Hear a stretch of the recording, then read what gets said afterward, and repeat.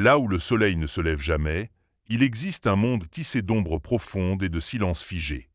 Un monde sans reflet, sans contraste, sans mémoire de lumière. C'est là que naquit l'être. Sans nom, sans passé, sans contour bien défini. Une silhouette mouvante, absorbée par le décor, comme si elle n'était qu'une rumeur de présence dans l'écho du néant. Il n'avait jamais vu la lumière. Non pas parce qu'on la lui avait cachée, mais parce qu'elle n'existait pas dans ce monde. L'obscurité n'était pas crainte ici. Elle était la norme, la matière même de l'existence. Chaque battement de ce cœur invisible résonnait dans un silence épais, et chaque pas semblait couler dans une brume noire, sans direction, sans but. Mais ce vide n'était pas neutre. Il pesait, il grattait. Une sorte d'ennui ancestral, une démangeaison de l'âme. L'être ne savait pas ce qu'il cherchait, mais il sentait que quelque chose manquait. Pas un objet, pas un lieu. Quelque chose de plus intime. Une chaleur absente, un soi jamais rencontré. Il observait les autres ombres, qui flottaient et vivaient dans une conformité paisible. Elles n'avaient pas de questions. Elles glissaient sur l'existence comme on glisse sur un rêve sans fin. Lui, il trébuchait. Chaque instant de calme lui pesait davantage. Chaque routine semblait le ronger de l'intérieur. Parfois, il essayait de s'aligner, d'imiter leur paix apparente. Mais cela ne durait jamais. Il y avait en lui une dissonance, un frottement invisible, comme une corde tendue qui résonnait sans raison. Il ne savait pas pourquoi il était différent. Mais il sentait, dans cette différence, le germe d'une vérité plus grande. Un jour, s'il est permis d'utiliser ce mot dans un monde sans lumière, quelque chose changea. Non dans le décor, mais dans son regard. Il ne voyait pas plus loin, mais il commença à voir autrement. Ce n'était pas une vision, mais un frisson, une perception nouvelle. Comme si une brèche s'était ouverte en lui, un courant d'air venu d'un ailleurs impossible. Ce changement était minuscule, imperceptible pour toute autre ombre. Mais pour lui, c'était un séisme. Car pour la première fois, l'idée même de « plus » s'était glissée dans sa conscience. Et avec elle, le vertige du manque, mais aussi l'espoir fou que quelque chose d'autre soit possible. Il n'en parla à personne. Comment parler d'une chose dont on ignore tout? Comment décrire une sensation sans nom? Pourtant, ce trouble devint son centre. Là où les autres continuaient leur danse sans heurts, lui sentait grandir en lui un feu froid, discret, mais tenace. Il n'était plus tout à fait de l'ombre. Il n'était pas encore lumière. Il était en tension, suspendu entre deux états. Et sans comprendre pourquoi, il comprit que cela ne lui suffisait plus, que rester figé, c'était mourir lentement, qu'il devait avancer, même sans savoir vers quoi. Il n'avait ni carte ni boussole, seulement ce frémissement intérieur comme unique étoile. Et peut-être était-ce cela, le véritable début. Ne plus attendre qu'on vous montre un chemin, mais oser en tracer un, dans l'obscurité la plus complète. Ses premiers pas furent hésitants, presque invisibles. Mais chaque frémissement de volonté le faisait naître un peu plus à lui-même. Il ne fuyait pas l'ombre. Il y puisait la force de la dépasser. Et dans cette tension nouvelle, entre absence et désir, il devint mouvement. Ce fut là le commencement. Le moment fragile où un être, né sans lumière, osa entrevoir qu'une autre réalité pourrait exister. Pas autour de lui, mais peut-être tout au fond de lui-même. Il y avait désormais une fissure dans son monde silencieux. Minuscule, presque imperceptible, mais elle était là. Ce n'était pas un bruit, pas une lumière. Plutôt une sensation, une vibration au creux de ce qu'il croyait être un cœur, un appel sans langue, sans voix. Cela commença par un rêve. Ou du moins quelque chose qui y ressemblait. Une image. Un souvenir d'un ailleurs qu'il n'avait jamais vécu. Une chaleur, douce, profonde, lointaine. Comme si un autre être, quelque part, l'avait effleuré sans le savoir. Un écho. Peut-être une mémoire collective. Ou une faille dans l'ordre figé de l'ombre. Il s'éveilla de ce songe sans comprendre, mais il était différent. Quelque chose en lui avait bougé, déplacé un poids ancien.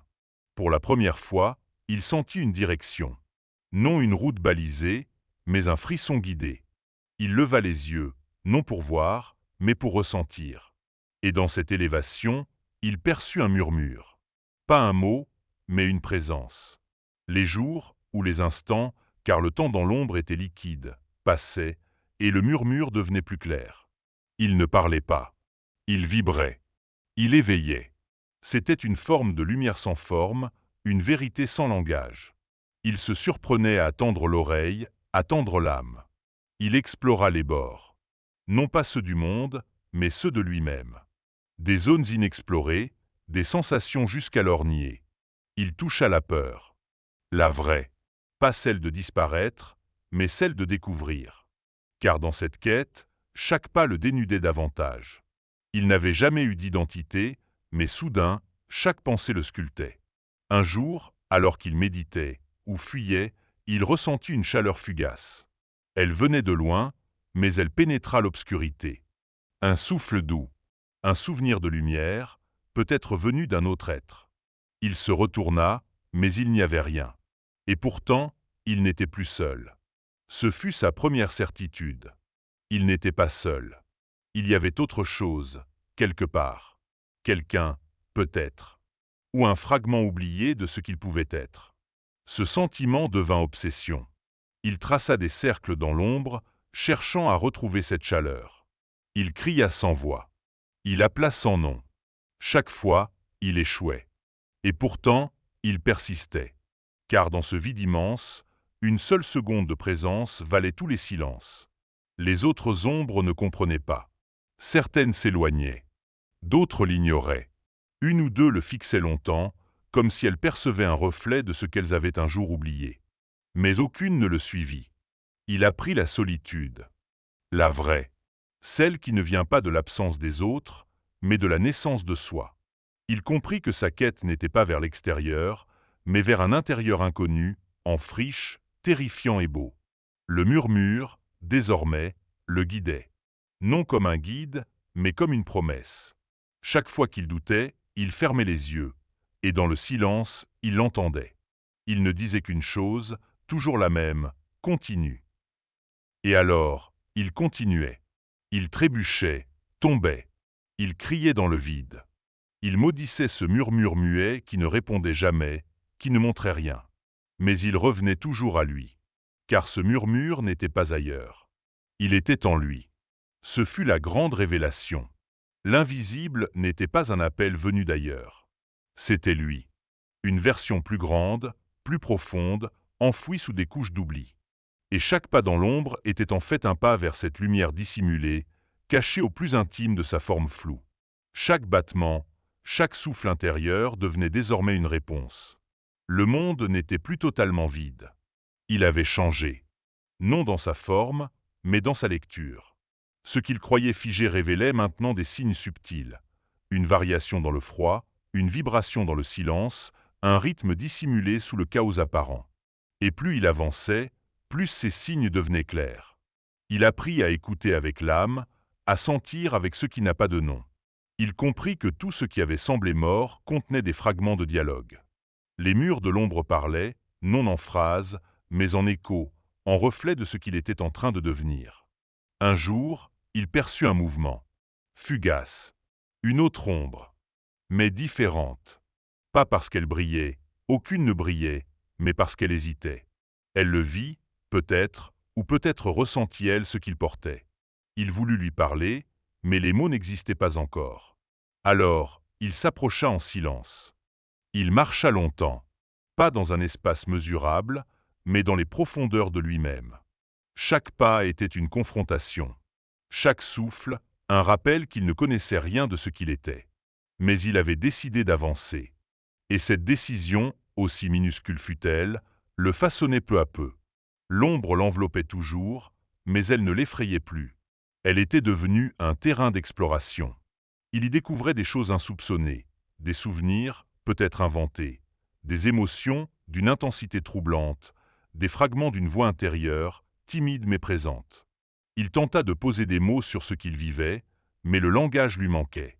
Alors il créa ses propres signes.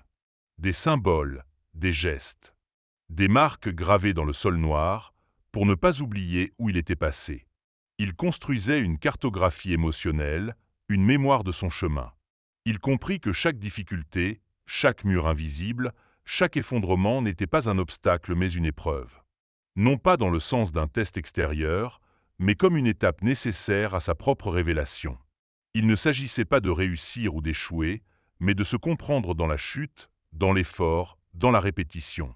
Parfois, il tombait dans des crevasses si profondes qu'il croyait ne jamais pouvoir en sortir. Le doute l'assaillait. La tentation de tout abandonner revenait comme un poison doux. Mais il se rappelait alors ce murmure, cette étincelle. Elle ne criait jamais. Mais elle ne s'éteignait pas non plus. Il fit face à ses peurs, non en les combattant, mais en les écoutant. Il comprit que ce qu'il fuyait était souvent la part de lui-même la plus enfouie, celle qui avait le plus besoin d'être entendue. Il apprit à accueillir le vertige, à se laisser traverser par l'inconnu. Il croisa des formes, parfois des souvenirs d'ombre, parfois des créations de son esprit. Était-ce réel? Il n'en savait rien. Mais ces rencontres, réelles ou imaginées, lui renvoyaient toujours à lui-même. Une parole, un silence, un regard intérieur, tout devenait miroir. Il apprit à se parler. D'abord maladroitement, puis avec plus de justesse. Il se racontait ses doutes, ses colères, ses blessures. Et, sans s'en rendre compte, il bâtissait un dialogue. Une forme de réconciliation. Petit à petit, il développa des rituels. Non pour se rassurer, mais pour marquer son engagement. Chaque matin, ou ce qui en tenait lieu dans l'ombre, il s'asseyait et écoutait. Non pas le monde, mais l'écho de son propre cœur. Parfois, il ne venait rien. D'autres fois, une idée surgissait. Un mot, une intention, une direction. Et puis vint un moment de bascule. Il rencontra une ombre différente. Pas hésitante, comme la précédente, mais blessée. Déchirée. Elle ne parlait pas, mais tout en elle criait la douleur. Et pour la première fois, il se sentit capable de tendre la main. Non pour aider, mais pour accompagner. Cette ombre le regarda longtemps.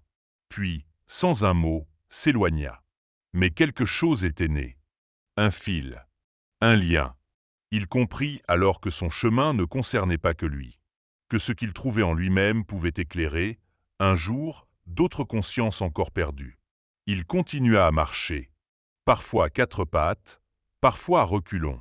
Il tomba, pleura, hurla sans son. Mais toujours il se relevait. Car désormais, il savait pourquoi il marchait. Il marchait pour devenir. Pas quelqu'un, mais soi. Il s'était cru condamné à n'être qu'ombre. Mais chaque pas révélait une nuance, une couleur, un éclat discret. Il ne brillait pas encore, mais il rayonnait d'une autre manière, par sa persévérance, par sa présence, par la mémoire qu'il tissait à mesure.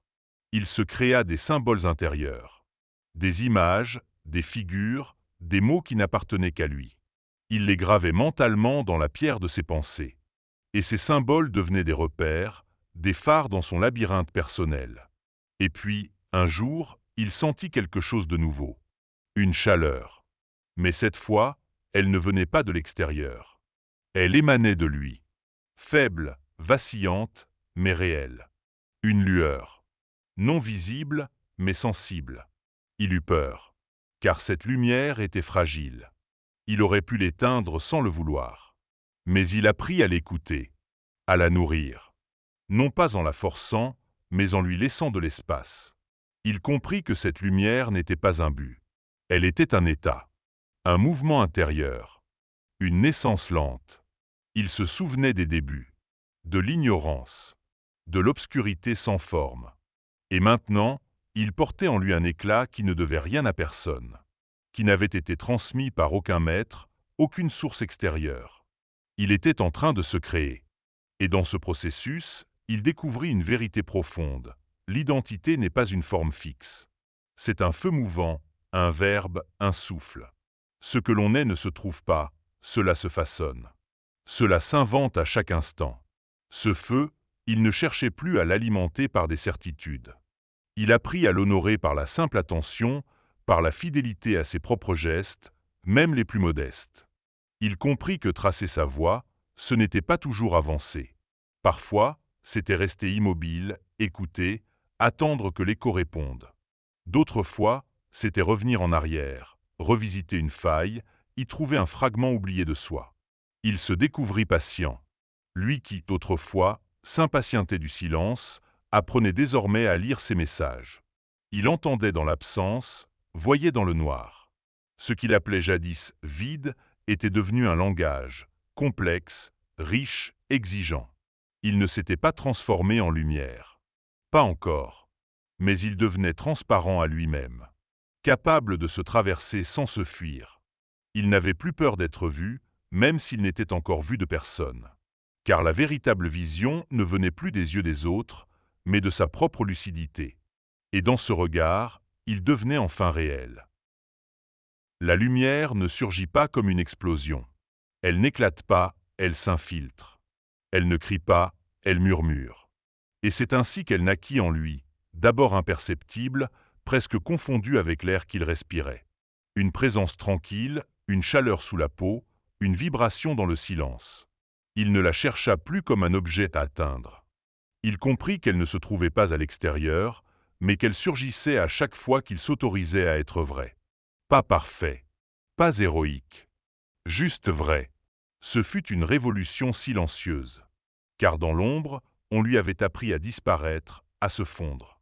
Et voilà qu'en restant lui-même, sans artifice, quelque chose brillait. Ce n'était pas une lumière visible, mais un éclat intérieur qui résonnait, modifiait son regard sur le monde et sur lui-même. Il ne ressentait plus le besoin d'être validé, ni par les autres ombres, ni par une lumière extérieure. Il devenait son propre centre, et ce centre vibrait d'une paix nouvelle. Pas d'une paix immobile, mais d'une paix active, enracinée dans le mouvement, dans l'acceptation, dans la pleine présence.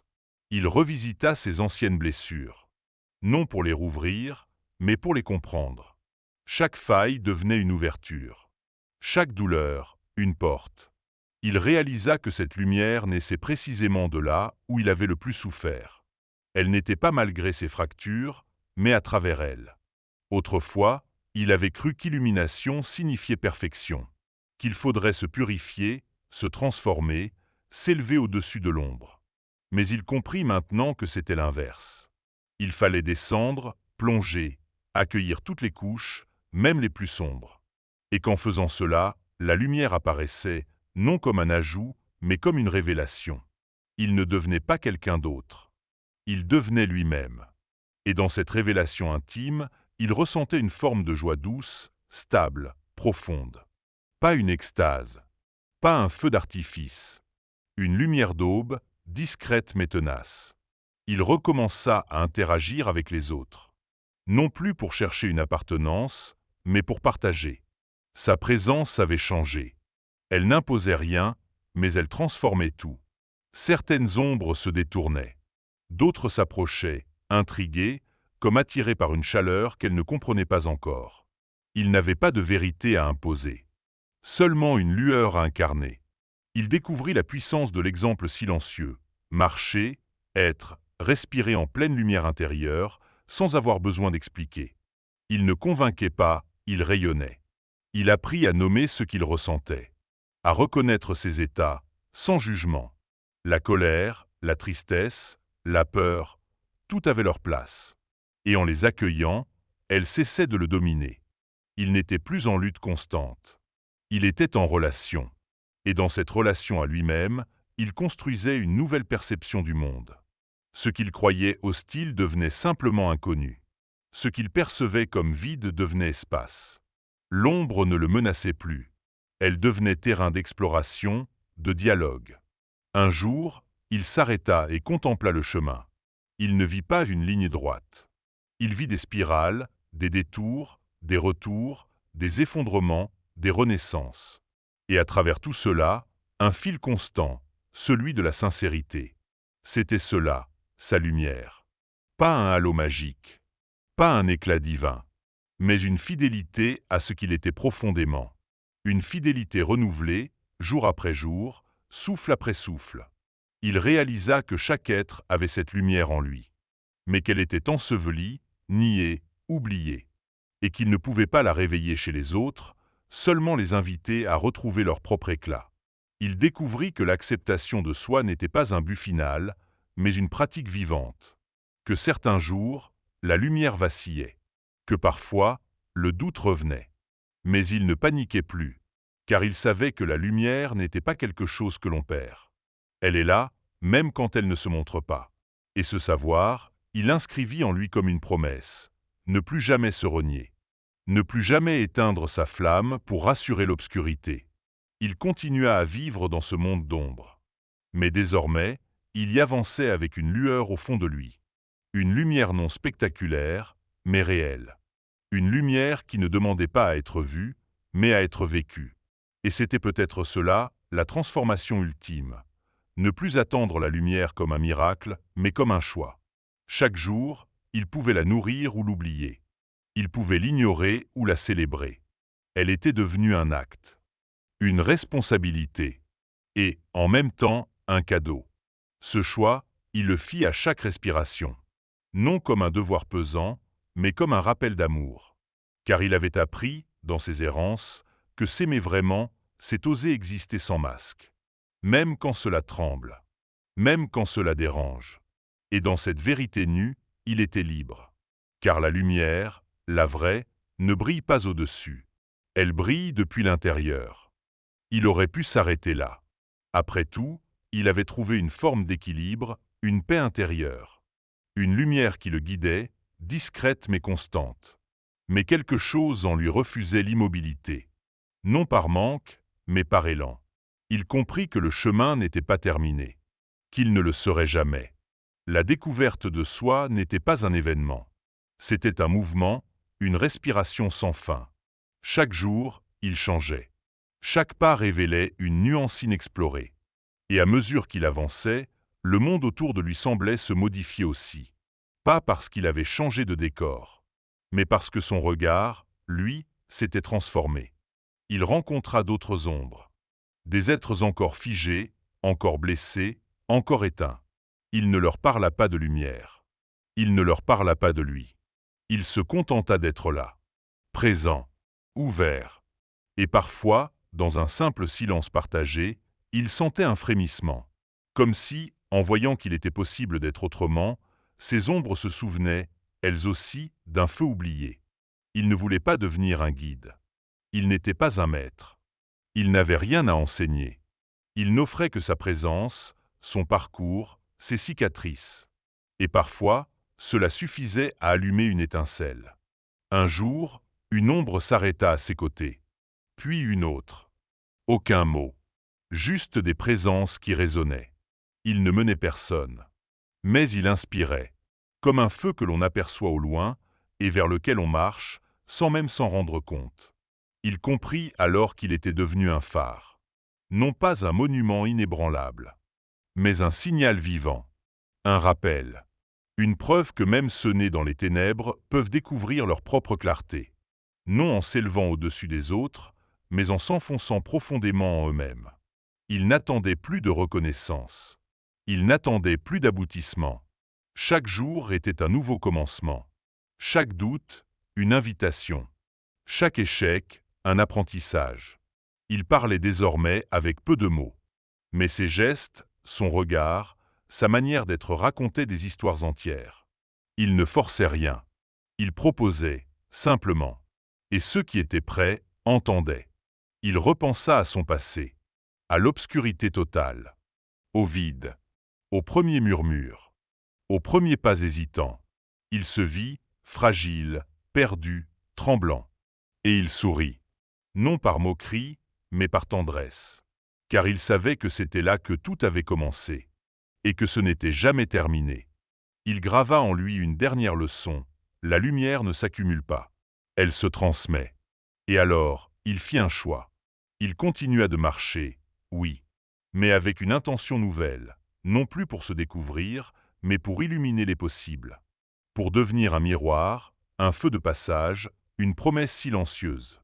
Il savait qu'il ne verrait peut-être jamais les résultats, que beaucoup continueraient à errer. Mais cela n'avait plus d'importance, car il avait compris que la transformation ne se mesure pas. Elle se vit, elle s'offre, elle se sème. Et chaque être, un jour, tôt ou tard, croise une lueur qui change tout. Il suffisait d'en incarner une. Dans son silence, il laissa un message. Pas une phrase, pas un cri, un battement, profond, régulier, sincère. Et à quiconque s'arrêtait un instant, tendait l'oreille, ouvrait l'âme, il murmurait « Quelle ombre transformeras-tu en ta propre lumière unique ?» Et il continuait, sans attente, sans fin, avec foi, car il était devenu un feu en marche. Il planta parfois des symboles sur son passage, non pas pour marquer un territoire, mais pour baliser une mémoire. Des traces discrètes, comme des graines invisibles. Peut-être qu'un jour, quelqu'un tomberait dessus et ressentirait ce qu'il avait ressenti jadis. Ce frisson, ce doute, cette lueur naissante. Chaque être, se disait-il, était une énigme en attente de sa propre réponse. Et parfois, une simple étincelle suffisait à relancer le feu. Il ne cherchait plus à allumer les autres. Il cherchait à rayonner assez pour rappeler que c'était possible. Il comprit que dans le silence collectif des ombres, beaucoup criaient sans bruit, que leur silence était plein de questions sans mots. Et il apprit à écouter ce que l'on ne disait pas, à voir ce que l'on n'osait pas montrer. C'est elle à qui il offrait sa lumière. Parfois, il s'arrêtait, non pour se reposer, mais pour contempler. Il regardait les ombres bouger, les mouvements imperceptibles de la nuit. Et dans ce chaos lent, il percevait des rythmes, des désirs voilés, des élans interrompus. Et il se disait, tout est déjà là. Il suffit d'un peu de lumière pour le révéler. Et dans cette lumière qu'il portait, il avait trouvé sa mission, rappeler aux autres qu'ils en étaient porteurs, eux aussi. Il n'avait plus besoin de voir le monde changer pour croire à sa lumière. Il lui suffisait de l'incarner, de marcher avec elle, de faire d'elle une offrande vivante, constante, silencieuse. Et peut-être que c'est cela, être un phare, briller sans attendre d'être regardé, offrir sans attendre de retour, exister pleinement et permettre aux autres d'oser en faire autant.